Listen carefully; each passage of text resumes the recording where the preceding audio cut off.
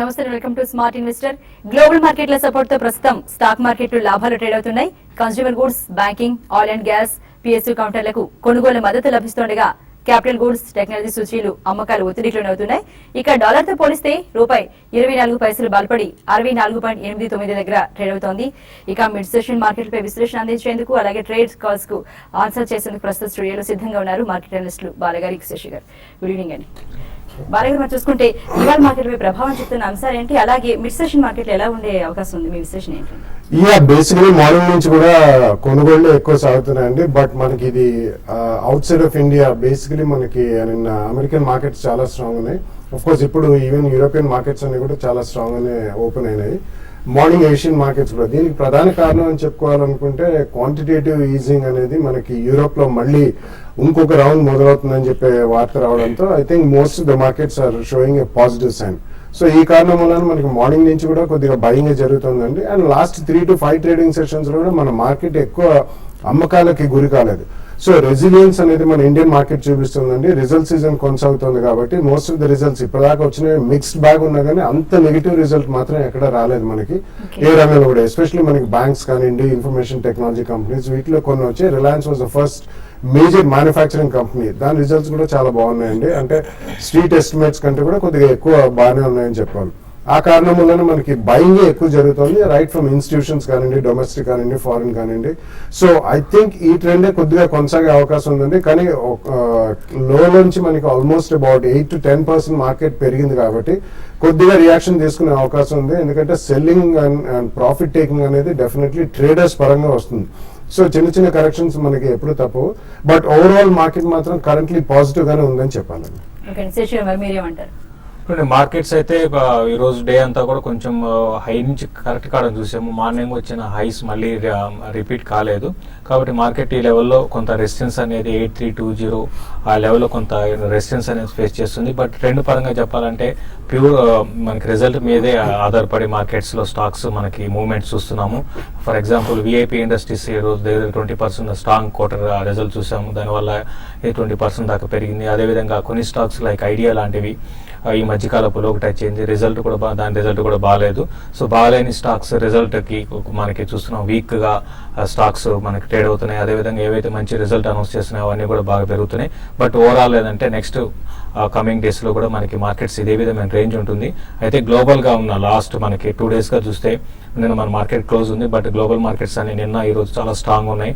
దగ్గర 2 to 3% దాకా పెరగడం చూసాము యూరోప్ ఇండిసెస్ నిన్నటికి ఈ రోజుకి. దానివల్ల ఏంటంటే మన మార్కెట్లో కూడా గ్లోబల్ మార్కెట్ స్ట్రాంగ్ ఉండడం వల్ల మన మార్కెట్ కూడా చాలా స్ట్రాంగ్ ఉందని చెప్పొచ్చు. అయితే మార్కెట్స్ మాత్రం కొంచెం ఈ లెవెల్లో కొంచెం ఆగడానికి అవకాశం ఉంది. నెక్స్ట్ రెసిస్టెన్స్ లెవెల్ వస్తే నిఫ్టీకి 8400 దగ్గర నిఫ్టీకి ఈ ట్రెండ్ అనేది, ఈ అప్ ట్రెండ్ అనేది కొంచెం ఆగడానికి అవకాశం ఉంది.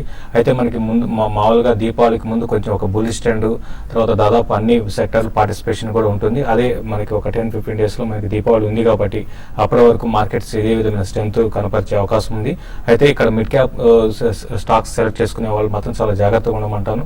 కొన్ని మనం చూస్తున్నాం డిసప్పాయింట్మెంట్ రిజల్ట్ వచ్చిన స్టాక్స్ అయితే 20 to 30% 2 to 3 days లో పడిన స్టాక్స్ లిస్ట్ కూడా ఉంది మనకి.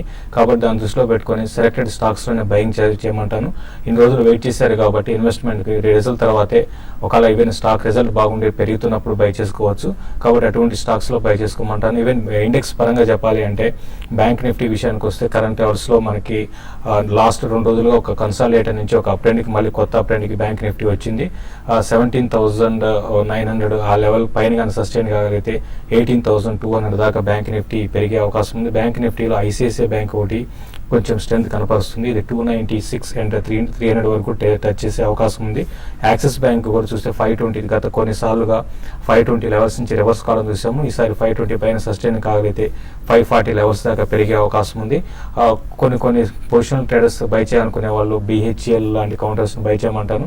తర్వాత క్యాడిలా కూడా మనకి రిజల్ట్స్ చాలా స్ట్రాంగ్ ఉంది. దాన్ని కూడా ఫ్యూచర్ లో బై చేయాలనుకునే వాళ్ళు ఎవరి డిప్లో క్యాడిలాని కూడా బై చేసుకోవచ్చు. ఓకే, న్యూజిలాండ్ నుంచి బాలసుబ్రహ్మణ్యం గారు. గుడ్ ఆఫ్టర్నూన్ అండి. గుడ్ ఆఫ్టర్నూన్ అండి. మాట్లాడుతున్నాను. చెప్పండి. నేను లాంగ్ టర్మ్ ఇన్వెస్టర్ అండి. నాకు ఇది Crompton groups, KEC international, Ashok Leyland ఎలా ఉంటుంది లాంగ్ టర్మ్ కి కావాలండి. బాగానే ఉంటాయండి. Counters are good. Crompton Greaves ఒకటి మాత్రం కొద్దిగా టర్న్ అరౌండ్ స్టోరీ అని చెప్పాలంటే క్యాపిటల్ గూడ్స్ రంగంలో మొత్తం సెక్టర్ వైజ్ కూడా కొద్దిగా పుంజుకునే అవకాశం ఉంది. అండ్ అందులో వాళ్ళు అప్లయన్సెస్ డివిజన్ అనేది సెపరేట్ గా హైవాప్ చేసి లిస్ట్ చేయాలి, లేకపోతే దాన్ని అమ్మేయాలనుకునే యోచనలో ఉన్నారు. సో ఒకవేళ ఆ ప్రక్రియ పూర్తయిందంటే మాత్రం డెఫినెట్లీ కొద్దిగా వాల్యూ అడిషన్ అనేది ఎక్కువ వస్తుంది. KEC international transmission and distribution it's one of the strongest companies. In fact it is the strongest company అండి. So definitely the choice is good. Ashok Leyland కూడా రీసెంట్ టైమ్స్ లో LCVs, HCVs and MCVs heavy commercial vehicle segment లో they are doing very well అండి. Month on month numbers కూడా బాగున్నాయి. So మూడు కూడా మంచి చాయిస్. So you can buy it in 2 price points అండి. లేకపోతే next 3-4 months long term investor అంటున్నారు కాబట్టి ఒక ఎస్ఐపి ద్వారా నెక్స్ట్ 3-4 months 3-4 ప్రైస్ పార్సల్స్ కొనుక్కుంటే మంచి లాభాలు చేకూరుతాయి. రైట్ అండి. విజయవాడ నుంచి గుప్తా గారు హలో హలో చెప్పండి. హలో శేషి గారు కూర్చునండి. చెప్పండి. నమస్తే శేషి గారు. నమస్కారం, చెప్పండి. అదాని ట్రాన్స్మిషన్ లాంగ్ టర్మ్ కోసం ఏ రేట్లో కొనుక్కోవచ్చండి? Adani transmission. Okay okay okay Adani transmission మనకి లాంగ్ టర్మ్ కి దీని అయితే సజెస్ట్ చేయనండి. బట్ ఈ రోజు కొంచెం ఈ స్టాక్ అయితే అప్ ట్రెండ్ ఉంది, మూమెంటం అయితే ఉంది కానీ బట్ లాంగ్ టర్మ్ కి దీనికన్నా మీకు వేరే స్టాక్స్ ని సెలెక్ట్ చేసుకోమంటాను. కరెంట్ లెవెల్స్ లో ఈ స్టాక్ కూడా అరౌండ్ 44-45 లెవెల్స్ దాకా వచ్చి ఆగొచ్చు. బట్ ఏదైనా కూడా మీరు ఒకసారి రిజల్ట్ చూడండి. రిజల్ట్ బాగుంటే మీరు లాంగ్ టర్మ్ కి అంటే లాస్ట్ క్వార్టర్కి మీరు కంపేర్ చేసుకొని లాస్ట్ ఇయర్ కంపేర్ చేసుకొని బాగుంటే మాత్రం మీరు బై చేయడానికి అనుకూలంగా ఉంటే బై చేయండి. బట్ ఇప్పుడైతే మాత్రం కొంచెం ఇది ఓవర్ బాట్ లో ఉంది. ఈ లెవెల్ కాకుండా కొంచెం కరెక్షన్స్ లో మీరు దీన్ని బై చేసుకోమని చెప్తాను. బట్ ఒకసారి రిజల్ట్ తర్వాత మీరు ఏ డెసిషన్ అయినా తీసుకోమని చెప్తానండి. Okay, Murthy from Kakinada. Hello అండి మూర్తి గారు. నమస్తే అండి. నమస్తే, చెప్పండి. సార్ టెర్నర్ ఇండస్ట్రీస్ ఒకటి ఎలా ఉందండి ప్రజెంట్, అలాగే క్యాస్ట్రాల్ ఇండస్ట్రీస్ ఒకటి, సింటెక్స్ ఒకటి sir. Sintex and Castrol definitely I think they call for a by అండి. సింటెక్స్ లో కొద్దిగా మనకి డెడ్ బర్డెన్ అనేది ఎక్కువ ఉంది, కానీ వాళ్ళకి ఇన్పుట్ కాస్ట్ అది డైరెక్ట్లీ క్రూడ్ పెట్రోలియం తో ముడిపడి ఉంది కాబట్టి డెఫినెట్లీ ఇన్పుట్ కాస్ట్లు భారీగా తగ్గాయండి. అండ్ రీసెంట్లీ మనకి రిజల్ట్స్ లో కూడా అది రిఫ్లెక్ట్ అవుతుంది. And phone I think crude petroleum కూడా అంత పెరిగే అవకాశం లేదు. బోత్ క్యాస్ట్రాల్ కూడా ఇది వర్తిస్తుందండి.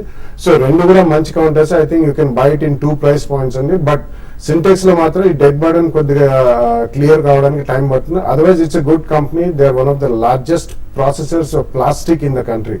సో డెఫినెట్లీ రెండు ప్రైస్ పాయింట్స్ లో కొనుక్కోండి. ఓకే రైట్ అండి. హుస్సేన్ విజయవాడ. హలో అండి హుస్సేన్ గారు. విజయవాడ అండి. ఓకే చెప్పండి. హలో బాలగారి శేషు గారు వింటున్నారు,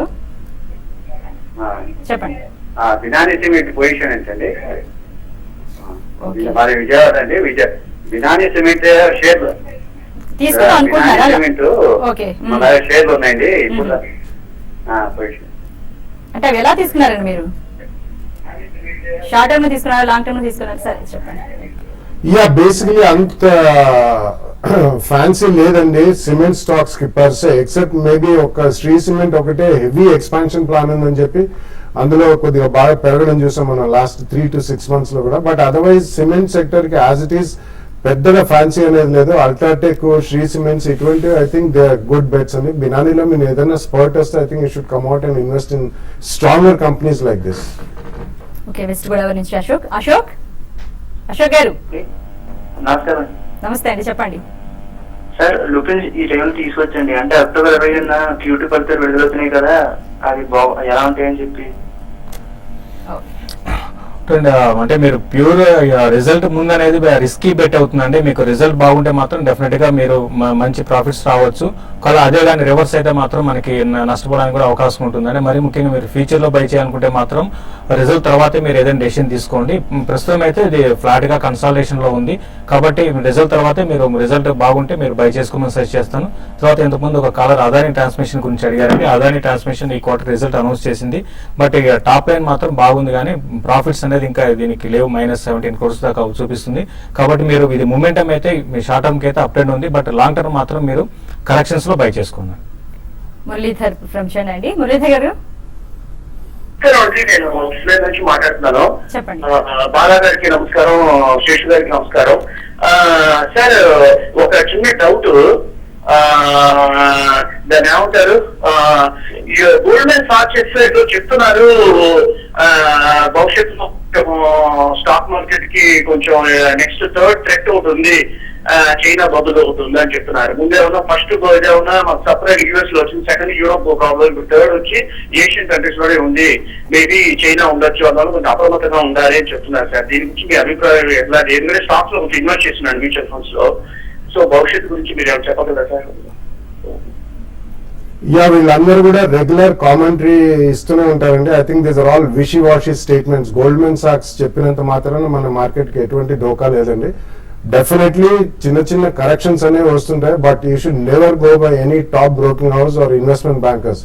వాళ్ళు కూడా human beings, they also tend to they do some mistakes also. So overall గా చూసుకుంటే చైనా పరంగా థ్రెట్ వచ్చిన లాస్ట్ 3-6 months లో మనం చూసాము, చైనాలో ఆల్మోస్ట్ మార్కెట్ నియర్లీ 50% పడ్డదండి చైనీస్ మార్కెట్.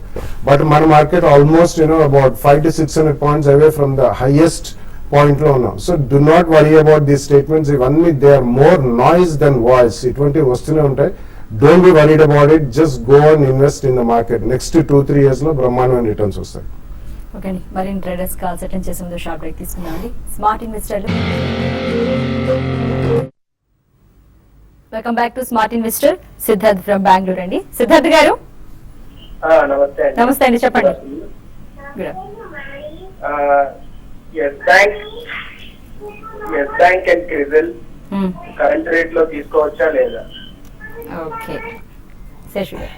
చూడండి, ఎస్ బ్యాంక్ విషయానికి వస్తే మీరు కరెంట్ రేట్ లో బై చేసుకోవచ్చు అంటే చాలా స్ట్రాంగ్ గా, అంటే లాస్ట్ మనం చూస్తున్నాం గత 5-6 నెలలుగా కొంత సైడ్ వేస్ లో ఉన్నాం. బట్ ఓవరాల్ ట్రెండ్ పరంగా చెప్పాలంటే ఇన్వెస్ట్మెంట్ కి చాలా స్ట్రాంగ్ ఉందని చెప్పొచ్చు అండి. రీసెంట్ గా కొంత 900 నుంచి కరెక్ట్ అయింది, బట్ కరెంట్ లెవెల్స్ లోనే ఒక కన్సాలేషన్ లో ఉంది కాబట్టి మీరు ఒక 1-2 ప్రైస్ పాయింట్ లో మీరు బై చేయండి.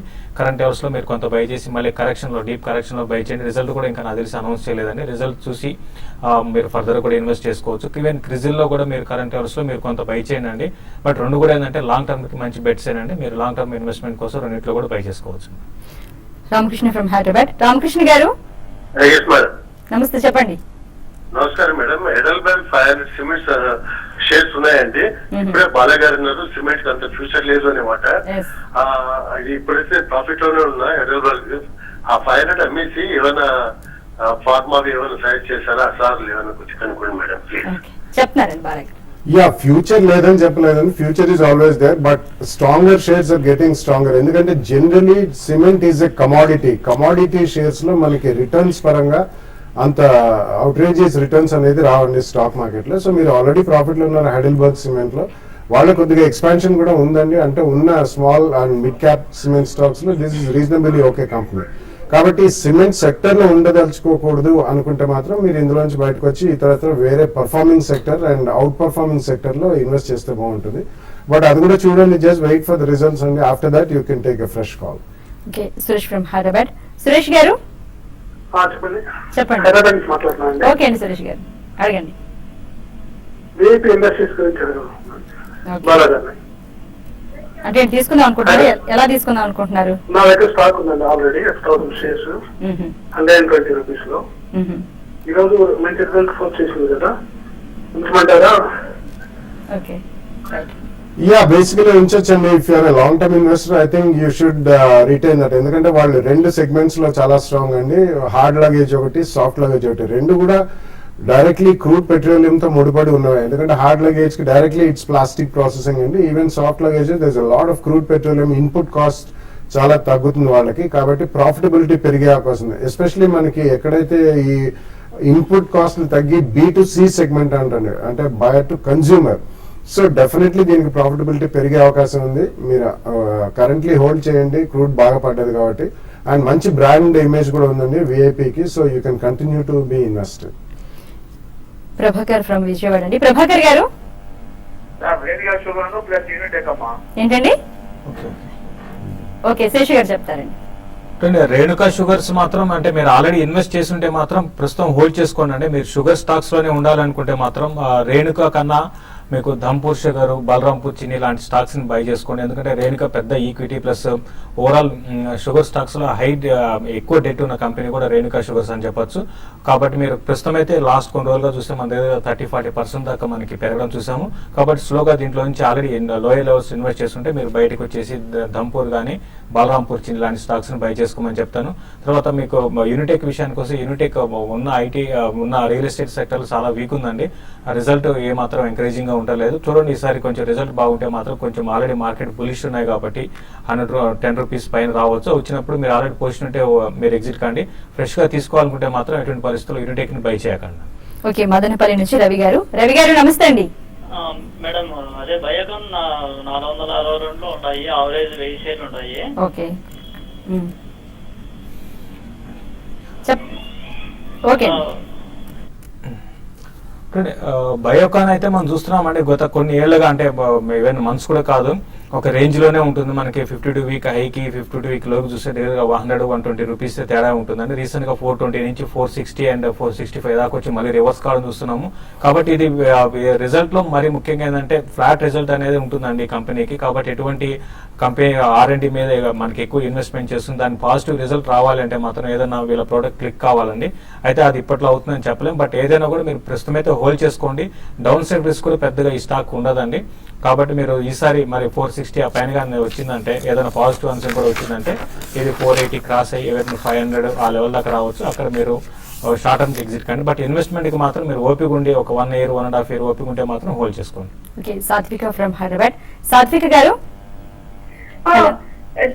గుడ్ ఆఫ్టర్నూన్ అండి.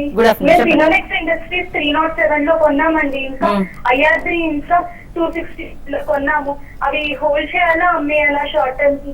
ఇంకా ఎరోస్ మీడియా యావరేజ్ చేయొచ్చా అండి? 500 కి కొన్నాము 200 షేర్స్. ఓకే,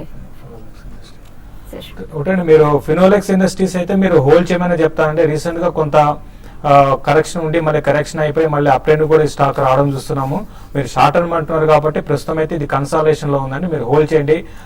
రిజల్ట్ కూడా నాకు తెలిసి రాలేదండి. రిజల్ట్ వచ్చిన తర్వాత మళ్ళీ మీరు డెసిషన్ తీసుకోమని చెప్తాను.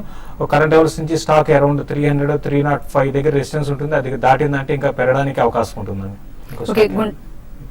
ఈ రోజు ఇంటర్నేషనల్ అయితే మీరు యావరేజ్ చేయకండి, ఉన్న పొజిషన్ మాత్రం హోల్డ్ చేయండి. రీసెంట్ గా కొంచెం ఇది ఒక అప్ ట్రెండ్ వచ్చిందండి. ఈ అప్ ట్రెండ్ కొనసాగే అవకాశం ఉంది. ప్రస్తుతం అయితే హోల్డ్ చేసుకోండి. రైట్ అండి. గుంటూరు నుంచి శ్రీనివాస్ గారు నమస్తే అండి. నమస్తే, చెప్పండి. అది వేదాంత స్టాక్ ఉందండి, అది 104 లో తీసుకున్నా. ఉంచమంటారా తీసేయమంటారా కనుక్కున్నాను. It's not a great stock to invest అండి. ఎందుకంటే వేదాంత గ్రూప్ మొత్తం గ్రూప్ కూడా అంత ఫ్యాన్సీ లేదు. నెంబర్ 1, ఈవెన్ కేన్ కూడా వాళ్ళ చేతిలోకి వెళ్ళిన తర్వాత బాగా పడ్డది. దానికి ఇంకో కారణం ఏంటంటే క్రూడ్ పెట్రోలియం బాగా పడ్డది. Generally Vedanta is completely A commodity company అండి. కమాడిటీస్ అన్ని కూడా ఇంటర్నేషనల్ అండ్ డొమెస్టిక్ లో కూడా భారీగా పతనం అయిపోవడం చూసాం, పడ్డం కూడా కాదు. So definitely commodity based pure play stocks కి అంత ఫ్యూచర్ ఉన్నది. సో ఏదైనా ట్రేడింగ్ బౌన్స్ లాంటిది వస్తే మీరు ఇందులోంచి బయటపడి పర్ఫార్మింగ్ సెక్టర్ లో ఇన్వెస్ట్ చేసుకుంటే బెటర్ రిటర్న్స్ ఉంటుంది. బాబు ఫ్రమ్ చిత్తూరు. హలో అండి బాబు గారు, చెప్పండి. వింటున్నారు బాలగారు, శేషు గారు, డౌట్ ఏంటో అడగండి. మేడం నేను అశోక్ ల్యాండ్ ప్రైజెస్ గురించి తీసుకుంటున్నాను మేడం. ఓకే, దాని నుంచి కొంచెం అదే కొత్తగా తీసుకోవాలన్నాను, కొంచెం డీటెయిల్స్ చెప్తారు మేడం. ఆల్రెడీ చెప్పారు ఒకసారి. అశోక్ లేలాండ్ విషయానికి వస్తే అశోక్ లేలాండ్ మనం చూస్తున్నామండి 20-25 రూపాయల నుంచి దగ్గరగా 100 రూపీస్ దాకా వచ్చింది. అయితే ఇక్కడ నుంచి ఈ స్టాక్ ఇంతకు ముందు లాగా పెద్దగా రిటర్న్ అనేది ఉండకపోవచ్చు అండి. మనం దీంట్లో ఇది కూడా పెద్ద ఈక్విటీకి ఉన్న కంపెనీ కాబట్టి మంచి రిటర్న్ అయితే ఉంటుంది. బట్ ఇంతకు ముందులాగా ఒక 30-40% ఇయర్ అని రిటర్న్ అయితే రాదు. బట్ ఇన్వెస్ట్మెంట్ చేయాలనుకుంటే మాత్రం మీరు కరెక్షన్స్ లో మీరు ఇన్వెస్ట్ చేయండి. ఒక 5-6% కరెక్షన్ వచ్చినప్పుడు ఒక బయింగ్ ప్రైస్ పాయింట్ పెట్టుకోండి. ఇంకొక 5% వచ్చినప్పుడు ఇంకొక బయింగ్ ప్రైస్ పెట్టుకోండి. లాంగ్ టర్మ్ కోసం మీరు ఇన్వెస్ట్ చేయొచ్చు. బట్ ఇమీడియట్ ట్రెండ్ అయితే మాత్రం ఒక కన్సాలిడేషన్ ఉంటుంది between 98-100 up side. Down side చూసుకుంటే 88 ఆ లెవెల్ దగ్గర వచ్చి ఆగడానికి అవకాశం ఉందండి. బాలగారు, మరి ఇవాళ మార్కెట్ లో చూసుకుంటే బయింగ్ ఎక్కువగా కనిపిస్తుంది, పాజిటివ్ ట్రెండ్ అని చెప్పారు. అయితే ఎలా ముగిసే అవకాశం కనిపిస్తోందండి? యా, బేసికలీ ఐ థింక్ ఇక్కడ ఇట్లాగే ఉంటుందండి. మేజర్ గా షార్ప్ మూవ్ ఏమి క్లోజింగ్ లో వచ్చే అవకాశం కనిపించలేదు. రేపు మళ్ళీ ఆల్రెడీ వీకెండ్ అనేది ఉంది కాబట్టి సో మనకి ఇంటర్నేషనల్ మార్కెట్స్ అన్ని కూడా స్ట్రాంగ్ ఉన్నాయి. ఈ రోజు మనకి అప్ ట్రెండ్ తో మొదలైందండి. But overall market is not bad. కానీ ఎక్కువ సెల్లింగ్ అయితే రావట్లేదు, కాబట్టి ఈవెన్ స్వల్పంగా బయింగ్ ఉన్నా కానీ పాజిటివ్ ట్రెండ్ లోనే ఉంది. So I think even closing will be almost evens ఇదే లెవెల్లో ఉండే అవకాశం ఉంది. షార్ప్ రీబౌండ్ మాత్రం పెద్దగా చూసే అవకాశం కనిపించలేదు. శేషు గారు మీరేమంటారు? మార్కెట్స్ క్లోజింగ్ అంటే కొంచెం కిందకు వచ్చి ఇప్పుడే మార్కెట్లు మళ్ళీ కొంచెం 8,300 పైకి రావడం చూసాము.